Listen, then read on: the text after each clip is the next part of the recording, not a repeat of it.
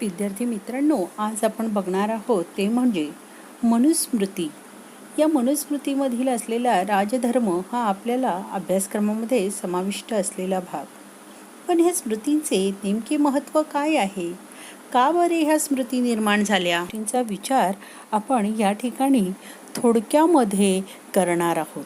आणि त्यानंतर आपला अभ्यासक्रमातील असलेला असा जो भाग आहे त्याविषयी सुद्धा आपण ठळक गोष्टींच्या माध्यमातूनच त्याचा विचार किंवा अभ्यासक्रम हा करणार आहोत. स्मृती म्हणजे ज्याला आपण म्हटलंय धर्मशास्त्र. ह्या धर्मशास्त्रांचा उदय नेमका कसा झाला याविषयी बघायचे झाल्यास आपल्याला वेगवेगळ्या विद्वानांच्या मतांचा विचार करता असे आढळून येते की धर्मशास्त्र म्हणजे नियमसंग्रह. मग हे नियमसंग्रह का आणि कशाबद्दल निर्माण झालेले आहेत, तर याविषयी NC सेनगुप्ता यांनी असे म्हटले आहे की वैदिक काळानंतर ब्राह्मणी रूढींमध्ये रुळलेल्या अशा सर्व लोकांमध्ये ऐक्य घडवून आणण्यासाठी काही विशिष्ट कायदे करण्याची आवश्यकता जाणवू लागली. वैदिक रूढी ह्या चालत होत्या, परंतु अनार्यांशी आलेल्या संपर्कामुळे त्यामध्ये खूप बदल होत चालला होता. धर्मसूत्रकारांनी या रूढींना जशा आहेत त्या स्थितीत जपण्याचा प्रयत्न केला, परंतु त्यांचा प्रभाव हा लहान सहान ब्राह्मण शाखांपुरताच मर्यादित होता. प्रत्येक शाखेने आपल्याला सोयीस्कर वाटतील असे कायदे केले. अर्थातच या पद्धतीमुळे भारतीय समाजाचं तुटक आणि अपूर्ण असलेलं असं चित्र समोर आलं. आणि म्हणूनच या पद्धतीमुळे धर्मशास्त्रकारांचे देखील समाधान झाले नाही.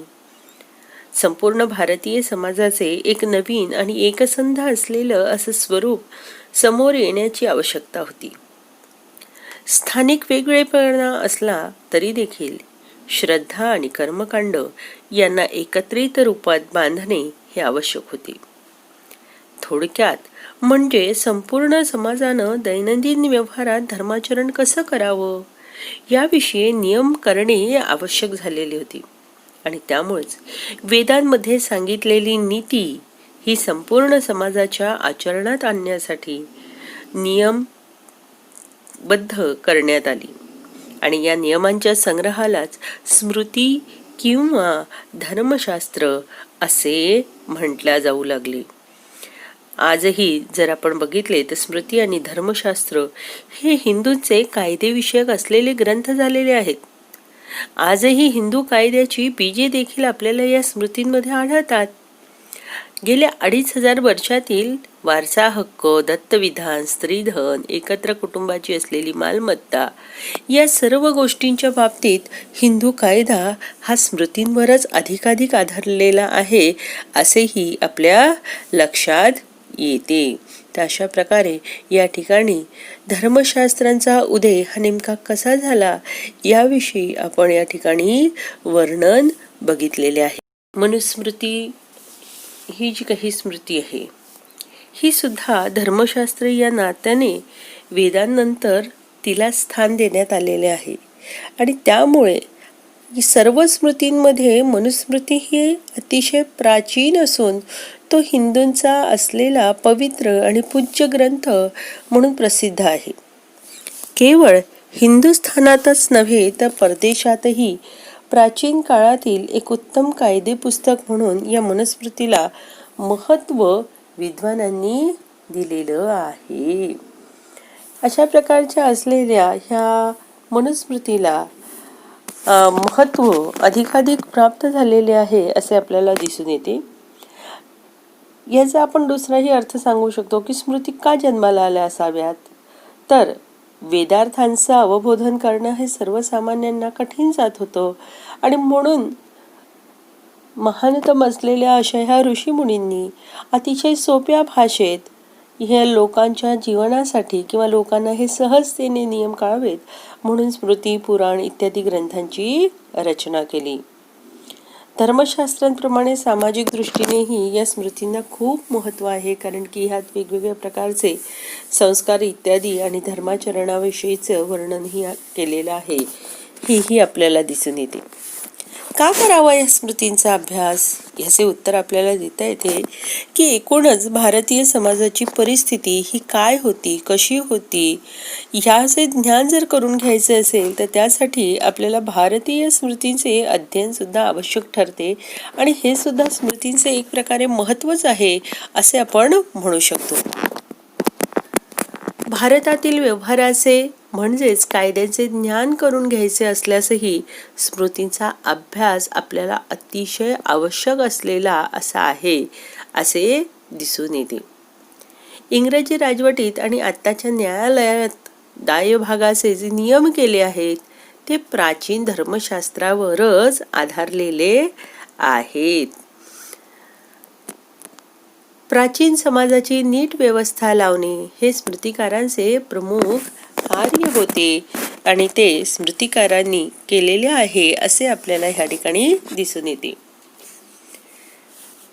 समाजाची उन्नती झाली की व्यक्तीची उन्नती होते आणि म्हणून प्रत्येक व्यक्तीच्या अभ्युदयाची इच्छा करणाऱ्या स्मृतिकारांनी अतिशय व्यापक असलेले असे नियम या ठिकाणी संग्रहित केले आहे, जेणेकरून प्रत्येक व्यक्तीचं आचरण हे धर्माचरण व्हावे आणि ह्या धर्माचरणामुळे त्याला प्राप्त होणारी उन्नती ही समाजाला अधिकाधिक उपयोगी ठरावी, हा त्यामागे असलेला असा हेतू आहे. निरनिराळ्या विदेशी आक्रमणाच्या काळातही भारतीय समाज टिकून राहू शकला. तो का? तर ह्या स्मृतींच्या आधारावरच. कारण की ह्या स्मृतींनी सांगितलेल्या अशा नियमांनुसार लोकांनी आपले वर्तन हे सुरू ठेवले आणि त्यामुळेच या स्मृतिकारांनी वैदिक संस्कृती आणि भारतीय समाज यांना प्रतिष्ठापित करण्याचे श्लाघनीय कार्य केलेले आहे असे आपल्याला म्हणता येते.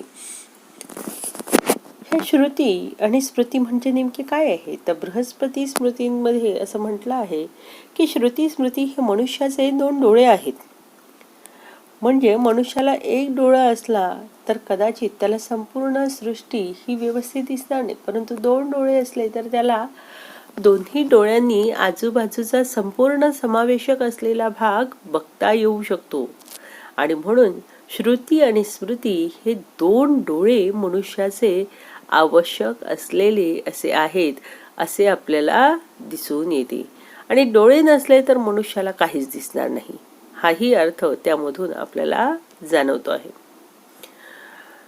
स्मृतीचं महत्त्व प्रतिपादित करण्यासाठी अत्री असे म्हणतात की जर कोणी वेदांमध्ये पारंगत असेल मात्र स्मृतीला जर तो वाईट नजरेने बघत असेल तर त्या व्यक्तीचा 21 वेळा पशुयोनीमध्ये जन्म होतो असे अत्रींनी या ठिकाणी म्हटलेले आहे. तर अशा प्रकारे स्मृतीचं महत्त्व आपल्याला दिसून येतं की स्मृती ह्या अतिशय महत्त्वपूर्ण असलेल्या अशा मानल्या गेलेल्या आहेत. त्यामध्ये कुठले विषय आहेत याचाही विचार करताना आपण बघितला होता की आचार, व्यवहार आणि प्रायश्चित्त ह्या 3 प्रमुख गोष्टी आहेत. आणि ह्या 3ही गोष्टींचं वर्णन त्या ठिकाणी आपल्याला प्रत्येक स्मृती ग्रंथांमध्ये आढळून येत आहे. राजनीतीचं असलेलं वर्णन हे आपल्याला मनुस्मृतीमध्ये सुद्धा आढळून येतं. आता मनुस्मृतीबाबत जर बघायचं झालं तर आपल्याला असं दिसून येतं की मनुने समाजात चातुर्वर्ण्य व्यवस्था निर्माण केलेली आहे. आणि ही चातुर्वर्ण्य व्यवस्था निर्माण केल्यामुळे तिला जन्माधिष्ठितही त्यांनी ठरवले. अस्पृश्यता निर्माण करून समाजातील विशिष्ट वर्गाला त्यांनी हीन दर्जा सुद्धा दिलेला आहे. स्त्रियांना दास्यात ठेवून स्त्रीवर्गावरती अन्याय केला. मनुने समाजात विषमता निर्माण केली असं मनुवरती अनेक आक्षेप होत आहेत. आपण या सर्व आक्षेपांचा या ठिकाणी कुठेही उहापोह करणार नाही आहोत. आपल्याला ह्या व्यतिरिक्त असलेला आपला जो अभ्यासक्रमाचा भाग आहे तो म्हणजे राजधर्म, त्यावरती अधिकाधिक आपण विचार करणार आहोत. कारण हे जे आक्षेप आहे ह्या आक्षेपांवरती जेवढा विचार करावा, मंथन करावा तेवढं कमीच आहे. आणि जसे आपण म्हणू शकतो की अर्धा भरलेला ग्लास जर असेल पाण्याने तर तुम्ही म्हणू शकाल की अर्धा रिकामा आहे, अर्धा भरलेला आहे. म्हणजे ग्लास एकच आहे, पाणी त्यात आहे, पण बघण्याचा दृष्टिकोन हा ज्याचा त्याचा वेगळा आहे. कुणाला वाटेल तो भरलेला आहे, कुणाला वाटेल तो रिक्त आहे. म्हणजे ज्याच्या जीवनात रिक्तता आहे त्याला रिक्तता जाणवेल, पण ज्याच्या जीवनात संपूर्णता आहे त्याला त्या ठिकाणी संपूर्णताही जाणवेल. म्हणजे अशा प्रकारे बघण्याचा दृष्टिकोन हा आपला परिस्थितीनुरूप बदलत जातो आहे. आणि त्यामुळे आपण ह्या कुठल्याही गोष्टींवरती वादविवाद न करता आपण या ठिकाणी आपल्या अभ्यासक्रमात असणारा असा जो भाग आहे तो म्हणजे मनुस्मृतीतील 7वा अध्याय, ज्याच्यामध्ये राजधर्मविषयक वर्णन केलेलं आहे, तो आपण या ठिकाणी बघणार आहोत. प्रकार से यहाँ पर हमने मनुस्मृति जो है या पूरे ही जो स्मृति है उन स्मृतियों का साहित्य में क्या महत्व है उसका वर्णन यहाँ पर देखा हुआ है, जिसमें हमने कहा है कि इसमें संस्कारों का वर्णन किया गया है, इसमें व्यवहार पद्धति का वर्णन किया गया है, आचार व्यवहार और प्रायश्चित, ये तीनों जो वर्ग है उन सब का अधिक से अधिक विस्तृत रूप से चित्रण हमें यहाँ पर देखने को मिलता है। इतना ही नहीं तो इन स्मृतियों के आधार पर ही हमारे सामाजिक जीवन की रूढ़ी परंपरा ये भी संकलित की गई हुई है, जिसके कारण कोई भी हमारे ऊपर आक्रमण इत्यादि भी अगर हुआ है तब भी हमारी जो संस्कृति है वो नष्ट नहीं हो पाई है। उसका कारण यही है कि उन स्मृतियों में उन रूढ़ी परंपराओं का संकलन अच्छी तरह से किया गया था और लोगों तक वो पहुंचाया गया था, क्योंकि जो भी वेद इत्यादियों में जो ज्ञान संग्रहित था वह ज्ञान भाषा की क्लिष्टता की वजह से सामान्य लोगों तक पहुंच नहीं पाता था। और इसीलिए जो भी हमारे प्राचीन ऋषि मुनि थे उन्होंने उसी वेद के ज्ञान को संक्षिप्त स्वरूप में हमारे सामने स्मृति और पुराण आदि ग्रंथों में लिखित स्वरूप में रख दिया है, जिसके आधार पर आज भी हमारे सामाजिक जीवन का जो रूढ़ी परंपराएं हैं उन सब में यह समाहित ऐसे दिखता है। स्मृतियों में मनु, याज्ञवल्क्य, शातातप, हारी, देवल, यम, पाराशर, इनकी स्मृतियाँ अधिकतम प्रसिद्ध है। इन स्मृतियों की संख्या 100 से भी अधिक है, ये भी हमें पता चलता है। धार्मिक शास्त्र जो है या धर्मशास्त्र जो है उनमें श्रुति के बाद में जिसका नंबर आता है वह इन स्मृतियों का ही स्थान है। मतलब इस प्रकार से यहाँ पर हम स्मृति और स्मृति ग्रंथ यह भारत के धार्मिक साहित्य में बहुत ही वैशिष्ट्यपूर्ण स्थान पाता है, ये हमें यहाँ से स्पष्ट हो जाता है। इतना ही नहीं तो श्रुतिस्तु वेदो विज्ञेयो धर्मशास्त्रम तु वै स्मृति ही, इस प्रकार भी हमने उसका वर्णन देखा हुआ है कि श्रुति मतलब वेद और धर्मशास्त्र मतलब स्मृति। इस प्रकार से धर्मशास्त्र कह के उसका वर्णन उल्लेखित किया जाता है, ये भी पता चलता है। जैसे कि हमने देखा है कि इन वेदों के ज्ञान को सामान्य रूप से लोगों तक पहुंचाना ये इसका प्रमुख उद्देश्य है। इतना ही नहीं तो धर्मशास्त्र के समान ही सामाजिक दृष्टि से भी इसका बहुत ही महत्व है। हिंदुओं के रहने वाले उपनयन, विवाह आदि 16 संस्कार वगैरह का जो वर्णन है वह हमें इन स्मृतियों में ही मिलता है। हमारे भारतीय समाज की जो भी परिस्थिति है वह अगर हमें ज्ञात करनी है कैसी थी, किस प्रकार से उसमें बदलाव हुआ है, तो उसके लिए भी हमें स्मृतियों का अध्ययन आवश्यक होता है। हमारे भारत के जो भी व्यवहार है या मतलब जिसे हम कायदा कहते हैं, कानून कहते हैं, उसका भी अगर हमें ज्ञान करना है तो उसके लिए हमें स्मृतियों का अध्ययन ही सबसे प्रथमतः करना यह आवश्यक होता है। भारतीय समाज की जो भी व्यवस्था, एक अच्छी तरह से व्यवस्था लगाना, यह कार्य स्मृतिकारों का ही था और स्मृतिकारों ने इस कार्य को बहुत बखूबी निभाया है। यह हमें बहुत सारे आक्रमणों के बाद भी हमारी संस्कृति जैसी की वैसी टिकी हुई है, उसके आधार पर हम यह कह सकते हैं।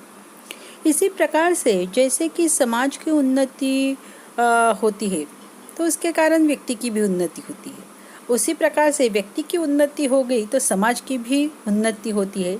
इस प्रकार से दोनों भी परस्पराश्रित ऐसे हैं और इसीलिए प्रत्येक व्यक्ति को, हर एक व्यक्ति को अभ्युदय की इच्छा करने वाले ऐसे स्मृतिकारों ने अनेक व्यापक ऐसे नियम प्रदान किए और इन नियमों के आधार पर अगर व्यक्ति अपना जीवन व्यतीत करता है तो उसका अभ्युदय निश्चित होता है और उसके साथ में उसका अभ्युदय मतलब समाज का अभ्युदय होता है। इस प्रकार से वर्णन हम यहाँ पर कर सकते हैं। इतना ही नहीं तो वैदिक संस्कृति और भारतीय समाज इन दोनों में प्रतिष्ठित करने का कार्य, इन दोनों को संभाल कर रखने का कार्य, सहज कर रखने का कार्य इन स्मृतिकारों ने ही किया है, ऐसे हमें दिखाई देता है। श्रुति और स्मृति यह दो मनुष्य के नेत्र है, ऐसे बृहस्पति जी ने कहा है। उसी प्रकार से जो कोई भी वेदों में तो पारंगत है, लेकिन वह अगर स्मृतियों को तुच्छ समझता है तो उस व्यक्ति का जन्म पशु योनि में 21 बार होता है, ऐसे अत्रि मुनि ने भी कहा हुआ है। स्मृतियों में हमने देखा है कि आचार व्यवहार और प्रायश्चित्त ये 3 विभाग हमें सभी स्मृतियों में दिखाई देते हैं। हालांकि एक हम बोल सकते हैं कि स्मृतियों में अलग अलग ऋषियों ने अपने अपने हिसाब से उसमें कुछ कम ज़्यादा किया है, लेकिन मनुस्मृति का स्थान अबाधित है और जिस किसी ने भी मनुस्मृति के आधार पर लिखा हुआ ऐसे अगर स्मृति ग्रंथ है तो वही अच्छा है और इस स्मृति को अगर प्रमाण न मानते हुए लिखा गया तो वह अच्छा नहीं है। इस प्रकार का भी वर्णन हमें देखने के लिए मिलता है। मतलब उसके आधार पर मनुस्मृति यह जो ग्रंथ है या स्मृति ग्रंथ है वह स्मृति ग्रंथ सब स्मृतियों में उच्चतम माना जाता है, ऐसे हमें यहाँ पर दिखाई देता है। मनुस्मृती नामक ग्रंथावर सुद्धा अनेक अशी भाष्य लिहिल्या गेलेली आहेत। अर्थात विचारवंतांचा जगावरती खूप मोठा प्रभाव होता आणि त्यामुळे विचारवंतांनी मांडलेल्या विचारांवरती टीकाकारांचंही लक्ष आपोआप वेधल्या जायचं आणि त्यामुळेच भाष्यकारांचं म्हणजेच टीकाकारांची अधिकाधिक लिहिण्याची पद्धती किंवा प्रेरणा ही निर्माण होत होती। म्हणून सुद्धा विचारवंतांना खूप मोठे असे खाद्य पुरवलेले आहे असे दिसते आणि म्हणून मनुस्मृतीवर हजारो वर्ष सातत्याने अनेक विचारमंथन किंवा ग्रंथ लिहिल्या गेलेले। इतर स्मृतींवर क्वचितच इतकी भाष्य केली गेली असतील तेवढी भाष्य मनुस्मृतीवरती आहेत। मनुस्मृतीवरील अनेक भाष्यांमध्ये महत्त्वाची म्हण असलेली अशी जी भाष्य आहेत त्यामध्ये मेधातिथी, कुल्लुक भट्ट, गोविंदराज, सर्वज्ञ नारायण, राघवानंद, नंदनाचार्य यांच्या भाष्यांचा आणि काश्मीरी हस्तलिखितातील अनामिक टिप्पणी यांचा खास उल्लेख आपल्याला करावा लागतो। या सर्व भाष्यांमध्ये सर्वात प्राचीनतम असलेलं असं भाष्य आणि जे अतिशय महत्त्वपूर्ण मानलं जातं असं ते भाष्य म्हणजेच मेधातिथींचं भाष्य होय, ज्याला मनुभाष्य असे म्हटले जाते। मेधातिथींच्या या भाष्याचा काळ म्हणजे 9व्या शतकात हे लिहिले गेलेले आहे असे म्हटले जाते। यांनी कठीण श्लोकांचा अर्थ अतिशय सोप्या शब्दात आपल्याला यामध्ये वर्णित करून सांगितलेला आहे। एवढेच नव्हे तर ज्या ठिकाणी काहीतरी संशयात्मक, संदेहास्पद असे मुद्दे येतात त्या ठिकाणी इतर विद्वानांची जी काही मतं आहेत त्या मतमतांतरांचा विचार लक्षात घेऊन त्या ठिकाणी त्यांचा नेमका काय अर्थ होतो याविषयीची मीमांसा सुद्धा त्यांनी या ठिकाणी केलेली आहे आणि हाच या भाष्याचा प्रमुख उद्देश आहे, ज्यामध्ये त्यांना इतर विद्वानांची मतं दाखवून आपल्या मताला पुष्टी द्यायची आहे। अनेक मुद्दे स्पष्ट करण्यासाठी धर्मशास्त्राचं ज्ञान हे सुद्धा आवश्यक असतं आणि मेधातिथी हे तर वैदिक साहित्य, व्याकरण, मीमांसा, धर्मसूत्र, स्मृती, महाभारत यांचा त्यांच्याशी अतिशय गाढ परिचय असल्याचे आपल्याला दर्शवून देतो आणि अनेक ठिकाणी तर ते अतिशय स्वतंत्रपणे भाष्य करताना सुद्धा आपल्याला आढळून येतात. म्हणजे पदोपदी त्यांच्या लेखनावरती वैदिक साहित्याचा, व्याकरणाचा, या सर्व शास्त्रांचा अभ्यास हा तर आपल्याला दिसूनच येतो, परंतु त्यांच्या वैचारिक अशा पातळीचा सुद्धा उल्लेख आपल्याला त्यांच्या या भाष्यामधून अधिकाधिक जाणवतो. दुसरी टीका म्हणजे गोविंदराजांची, ज्याचे नाव मनुटीका असे आपल्याला दिसून येते.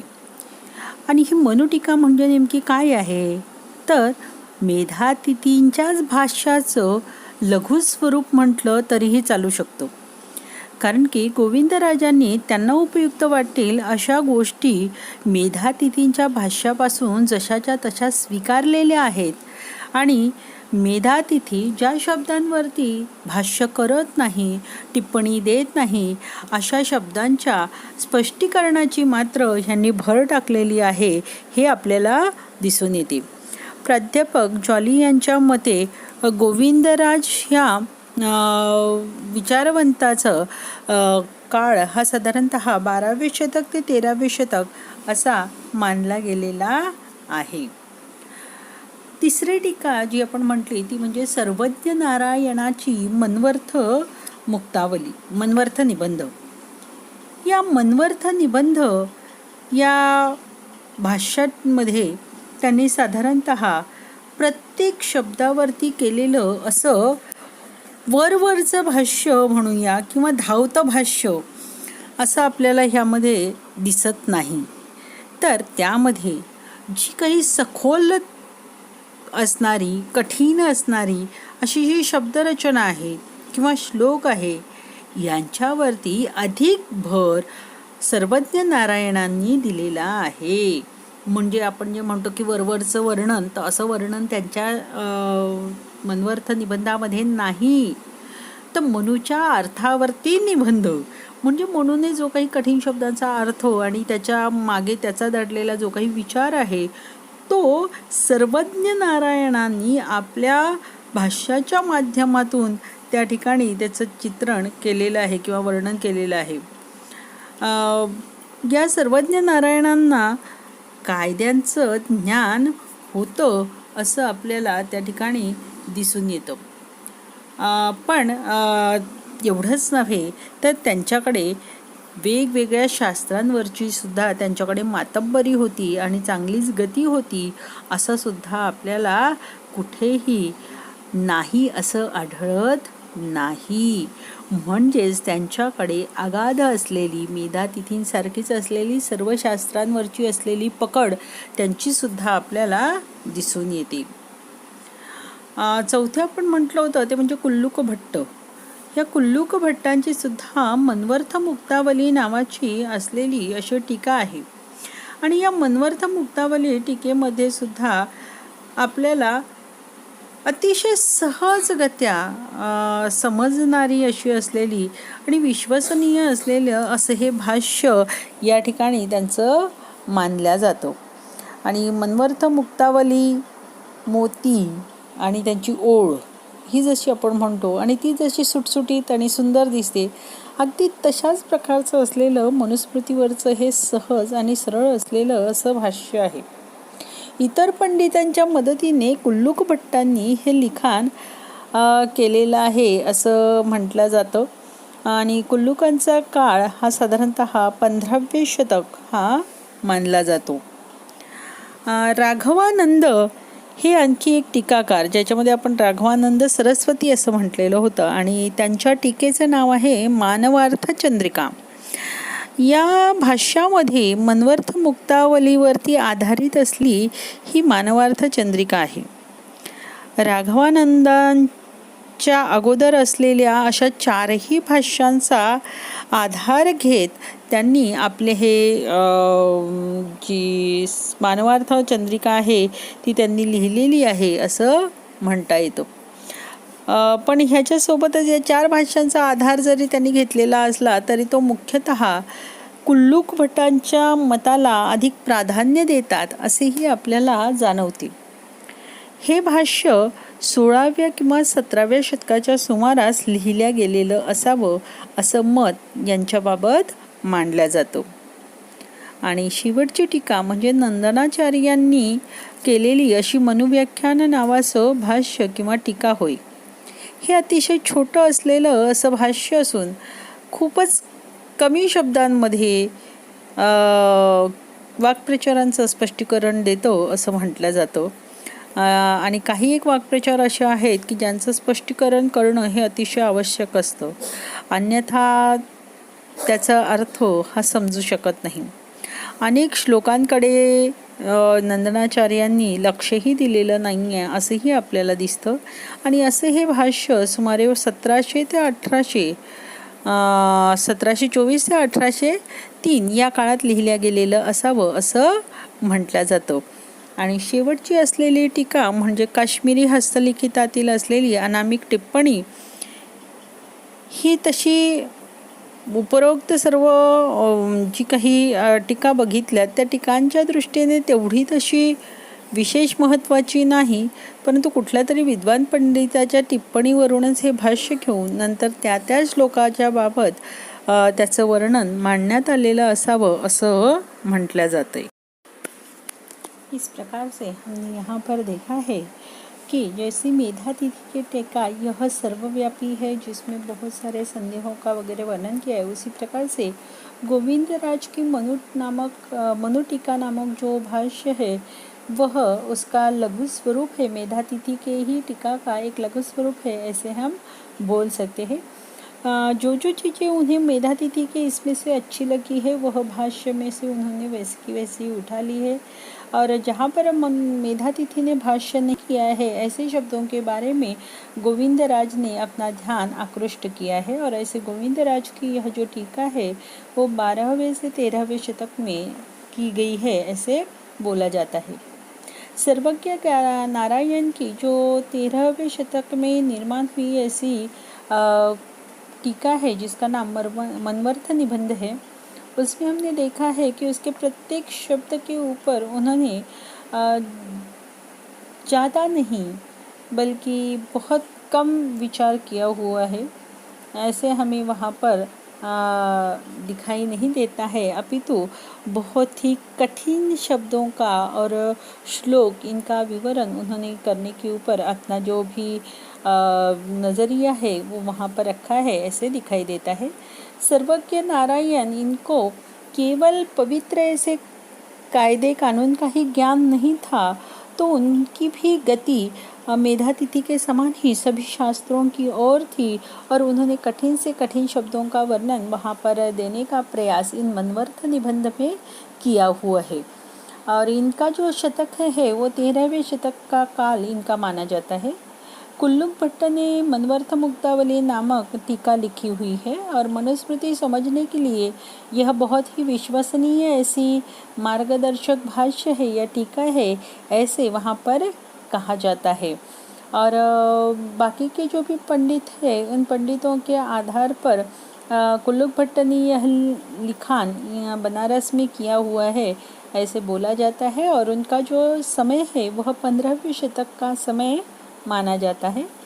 राघवानंद सरस्वती ने मानवार्थ चंद्रिका नामक भाष्य लिखा है और यह भाष्य जो है वह मनवर्थ मुक्तावली पर आधारित है. मनवर्थ मुक्तावली मतलब जैसे हमने कहा है कुल्लुक भट्ट, तो राघवानंद जी कुल्लुक भट्ट के मतों का ज़्यादा आदर करते हुए हमें दिखाई देता है.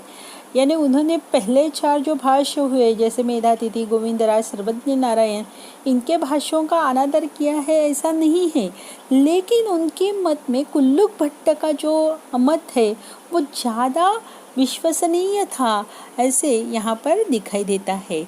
और इन राघवानंद सरस्वती जी का काल जो है वह 16वें शतक से 17वें शतक का माना जाता है या उनके उस टाइम में उन्होंने लिखा हुआ है ऐसे बोला जाता है. नंदनाचार्य ने मनुव्याख्यान नामक जो भाष्य है उससे लिखा हुआ है और यह बहुत ही कम शब्दों में और अच्छा स्पष्टीकरण उन्होंने यहाँ पर दिया हुआ है ऐसे हम बोल सकते हैं.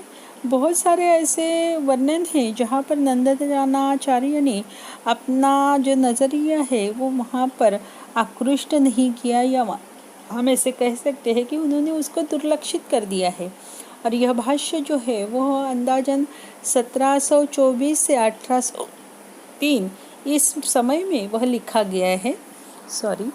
शेवटी काश्मीरी हस्तलिखितातील असलेली अनामिक टिप्पणी, और इस टिप्पणी के बारे में भी ऐसे कहा जाता है कि ये इतनी महत्वपूर्ण नहीं है। किसी तो भी विद्वान पंडित के टिप्पणी से ही यह भाष्य लेकर उसमें यह संग्रहित कर दिया गया है, ऐसे उसके बारे में बोला जाता है। तो इस प्रकार से बहुत सारे भाष्य या टीका ग्रंथ इस मनुस्मृति के ऊपर निर्माण हुई है, लेकिन यहाँ पर ज़्यादा से ज़्यादा मेधातिथि, कुल्लुक भट्ट, गोविंदराज, इनके टीकाओं की ज़्यादा मान्यता है, ऐसे भी हमें दिखाई देता है। तो हमें भी अध्ययन करने के लिए इन टीकाओं के आधार के द्वारा ही अपना विश्लेषण करना है, यह भी हमें ध्यान में रखना है। तो इस प्रकार से हम यहाँ पर कह सकते हैं कि मनुस्मृति पर बहुत सारे भाष्य जो हुए हैं उसमें से अधिकतर मेधातिथि, कुल्लुक भट्ट, गोविंदराज, सर्वज्ञ नारायण, राघवानंद, नंदनाचार्य, इनके भाष्यों का अधिकाधिक विचार किया जाता है। कश्मीरी हस्तलिखित की अनामिक टिप्पणी यह भी इसमें अनुग्रहित की जाती है या उसे भी सम्मिलित किया जाता है, ऐसे भी दिखता है। इस प्रकार से मनुस्मृति के ऊपर बहुत सारे भाष्य हुए हैं, जिस भाष्य में मेधातिथि का भाष्य यह सर्वोत्तम माना जाता है, जिसका नाम मनुभाष्य ऐसे हमें उल्लेखित ऐसे मिलता है। ईस्वी सन 90 शतक में यह मेधातिथि ने लिखा हुआ है। इसमें उन्होंने कठिन ऐसे जो भी श्लोक है उनका अर्थ बहुत ही सरल रूप से हमारे सामने यहाँ पर बतलाया है। जहाँ कहीं पर हमें संदेहात्मक, संशयास्पद ऐसी स्थिति हमारी निर्माण होती है, तो ऐसे तत्वों का वह वर्णन करते हुए बहुत सारे विद्वानों के मतों का परिचय वहाँ पर देकर अपने मत की पुष्टि करती है, अर्थमीमांसा करते हैं, यह हमें यहाँ पर दिखता है। तो यही उनके भाष्य का भी प्रमुख उद्देश्य हो, यह भी हमें लगता है। तो इस प्रकार से बहुत सारे जो तत्व है या जो भी संदेहास्पद ऐसी बातें हैं, उनका अगर हमें विवेचन करना है तो उन विवेचन को स्पष्ट करने के लिए बहुत सारे शास्त्रों का ज्ञान भी होना आवश्यक होता है। और मेधातिथि को इन सभी बातों का ज्ञान था, जिसमें वैदिक साहित्य था, व्याकरण था, मीमांसा था, धर्मसूत्र है और स्मृति, महाभारत, इन सभी ग्रंथों से परिचित थे, ऐसे हमें यहाँ पर दिखाई देता है। कहीं कहीं पर उन्होंने अपनी स्वतंत्र प्रतिभा का भी प्रदर्शन किया हुआ है और उसका भी हम अच्छी तरह से आस्वाद इस मनुस्मृति के ऊपर लिखे हुए उनके मनुभाष्य में हैं ले सकते हैं। अशा या मनुस्मृतीचे नेमके योगदान काय आहे? स्मृती साहित्यामध्ये मनुला एवढे महत्त्व का प्राप्त झाले याविषयी आपण थोडक्यात बघूया। मनुने सर्वप्रथम वेद, वेदांत इत्यादी ग्रंथांच्या आधारावरच एका व्यवस्थित सुगठित असलेल्या सामाजिक आणि राजनैतिक व्यवस्थेचं प्रतिपादन केलं, ज्यामुळे मनुस्मृती नामक असलेला असा ग्रंथ आपल्या समोर आलेला आहे असे आपल्याला दिसून येते। दुसरा आपल्याला असा त्यांचा मनुस्मृतीचा एक गुण सांगता येईल, तो म्हणजे राज्य उत्पत्तीबाबत त्यांनी सांगितलेला असा दैवी सिद्धांत होय। आणि ह्यावरती त्यांनी समाजामध्ये व्याप्त असलेली अराजकता, असुरक्षा ह्याला समाप्त करण्यासाठी ईश्वराने राजाची निर्मिती केलेली आहे आणि त्या राजाला तिथे अशा अराजक असलेल्या राज्यावरती शासन करण्यासाठी नियुक्त केलेले आहे असे आपल्याला तिथे दिसून येते। तिसरा म्हणजे आपण असेही म्हणू शकतो की जो काही हा राजा दैवी आहे, परंतु दैवी असून सुद्धा ह्या राजाचे कुठेही निरंकुशत्व जे आहे ते आपल्याला दिसत नाही आणि तो निरंकुश असलेल्या अशा अधिकाऱ्यांचे समर्थनही तो करत नाही, हेही आपल्याला ह्या ठिकाणी दिसून येतो। तो जनतेच्या हितासाठी कटिबद्ध असतो असा असलेला राजा आपल्याला या ठिकाणी स्पष्टपणे जाणवतो. तिसरे ह्याचे योगदान किंवा मूल्यमापन सांगताना आपण असे म्हणू शकतो की मनुस्मृतिकार हा पहिला कायदे तज्ज्ञ किंवा संहिताकार असावा. एक तर मी तुम्हाला आधीच सांगितले की ह्याला प्रथम संविधानकर्ता असं म्हणता येणार नाही, पण राजाच्या दृष्टिकोनातून एक चांगला राजा म्हणून जी काही त्यांनी नियमावली सांगितलेली आहे त्या दृष्टिकोनातून मात्र त्याला विधिज्ञ असं म्हणता येऊ शकतं किंवा संहिताकार, ज्याने संकलित केलेले आहेत, सगळे एकत्रित जमा केलेली आहे माहिती, असा असलेला म्हणून त्याला निश्चितच आपण महत्त्व देऊ शकतो. आणि यामध्ये मनुस्मृतिकाराने काय केलेलं आहे तर मानवी जीवनासाठी असलेली जी काही नियम आहेत या नियमांना त्यांनी एकत्रित जमा केलेले आहे. म्हणजेच काय तर समाजामध्ये पसरलेले अशी जी काही विधिविधानं होती त्या सर्वांना एकत्रित जागी त्यांनी आणून त्याचे हे संकलन केलेलं असावं असं या ठिकाणी म्हटलं जातंय. आणि म्हणूनच तो पहिला संहिताकार असावा, हेही या मनुस्मृतीचं वैशिष्ट्य किंवा योगदान म्हणता येईल. सप्तांग राज्य सिद्धांत कोणत्याही राज्याची जी काही बैठक आहे ती 7 त्यातील असलेल्या गोष्टींवरती आढळून असते. मंत्री परिषद, राजकोष, दंड, न्यायव्यवस्था, परराष्ट्र मंत्र हे त्याची असलेली अशी सप्तांग. आणि ह्या सप्तांगांवरती असलेलं असं राज्य हा जो काही राज्याचा असलेला सिद्धांत आहे तो अतिशय महत्त्वपूर्ण असलेला असा आहे. आणि त्यामुळे ही मनुचे एक वैशिष्ट्य किंवा योगदान या बाबतीतही मानल्या जाऊ शकते. धर्माधारित असलेली अशी व्यवस्था म्हणजे मनुने राजाला ईश्वर उत्पत्ती जरी मानलेली असली तरी त्याने राजधर्माच्या बंधनात त्याला बांधून ठेवलेले आहे. आणि त्यामुळे मनुची संपूर्ण सामाजिक व्यवस्था जी आहे ती धार्मिक याच्यावर अवलंबून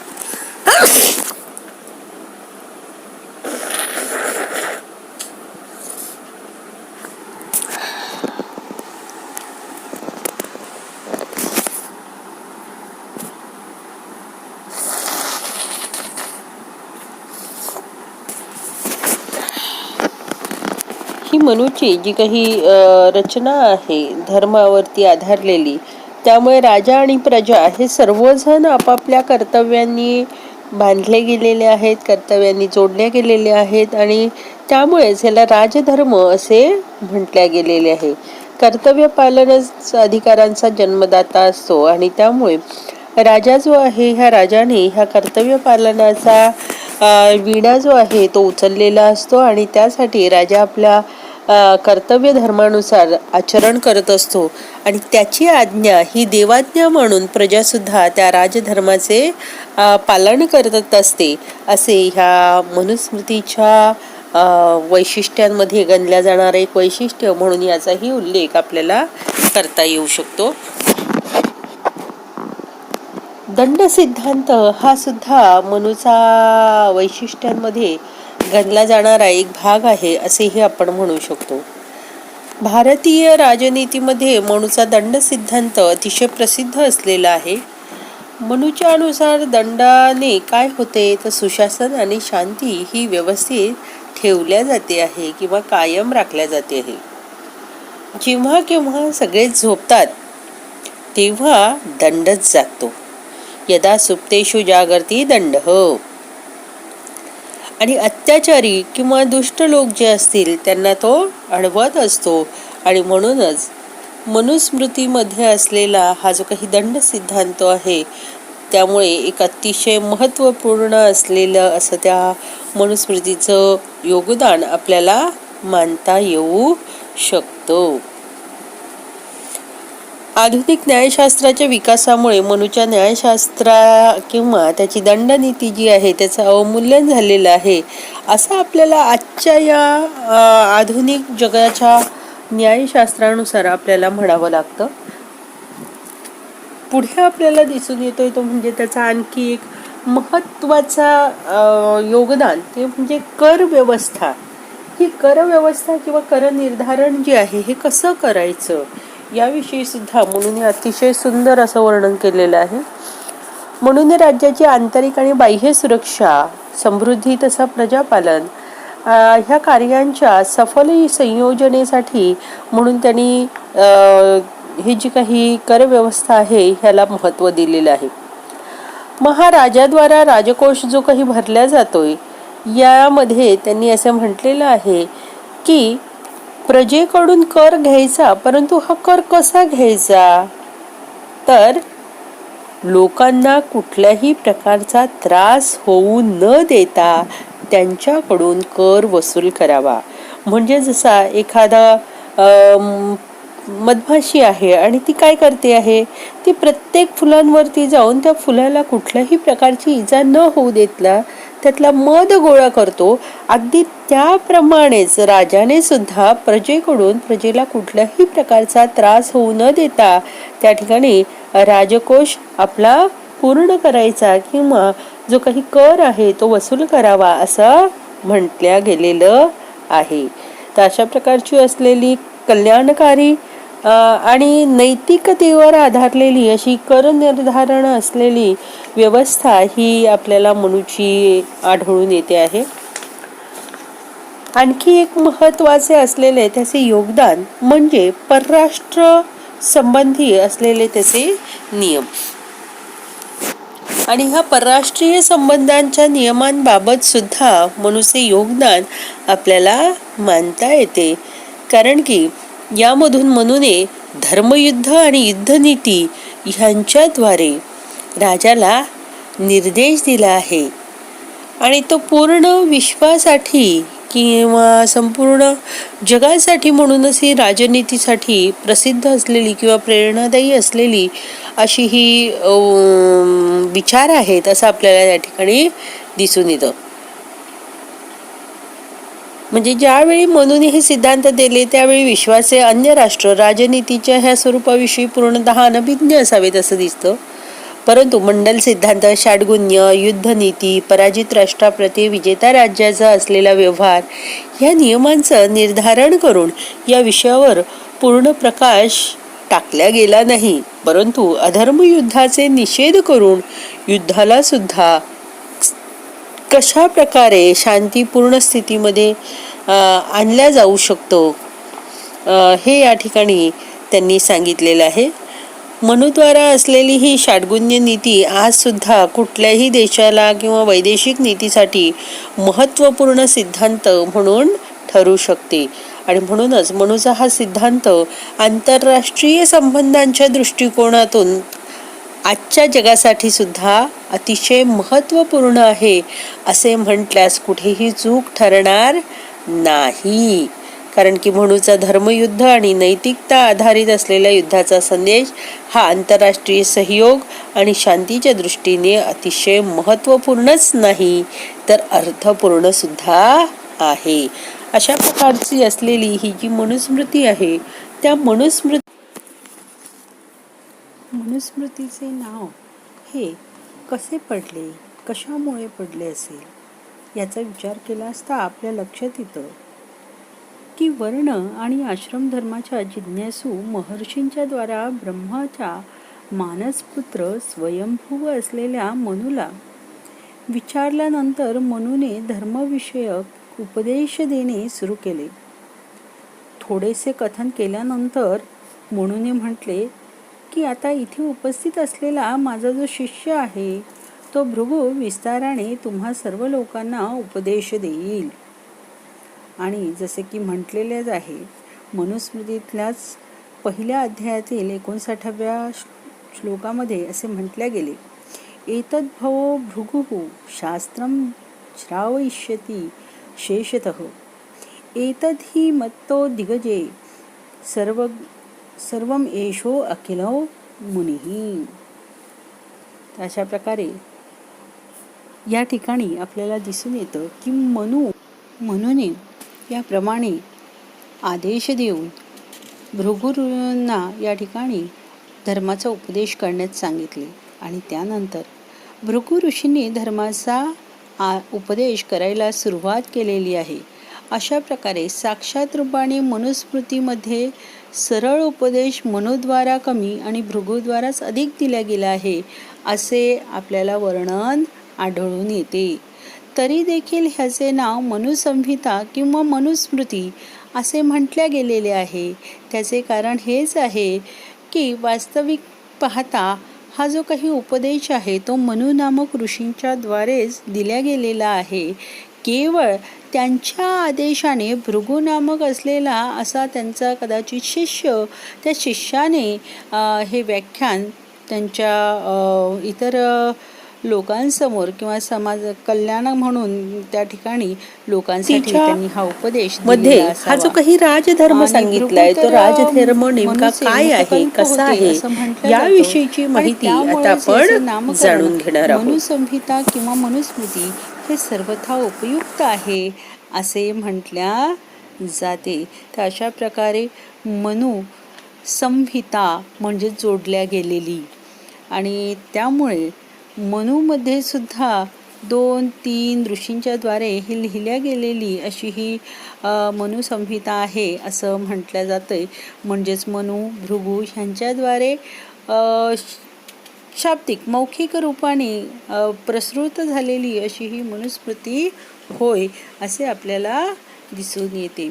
आणि जो साधारणतः उपदेश ज्याच्याकडून शिकविला जातो आहे असा तो गुरु, आणि म्हणून कदाचित मग गुरूंच्या नावाने म्हणजेच मनूंच्या नावाने ही कदाचित मनुस्मृती निर्माण झालेली असावी किंवा तिचं नाव ते ठेवलं असावं असं संयुक्तिक म्हणावेसे वाटते. तर अशा प्रकारे आज आपण इथे मनुस्मृतीविषयीची अधिक माहिती इथे बघितलेली आहे, ज्यामध्ये साधारणतः ह्याच्यावरचे असलेले भाष्य कोणते आहे, मनुस्मृतीचे महत्त्व कोणते आहे आणि मनुस्मृतीचे नाव कशाच्या आधाराने पडलेले असावे याचा विचार आपण ह्या ठिकाणी साधारणतः केलेला आहे. तर अशा प्रकारे आज आपण इथे थांबूया. पुढच्या वेळेस आपण राजधर्म हे जे प्रकरण आहे त्या प्रकरणाला सुरुवात करणार आहोत. तर इथपर्यंत तुम्हाला काही शंका असतील, काही प्रश्न असतील तर त्यासाठी आपण आता थोडा वेळ चर्चेसाठी घेऊया.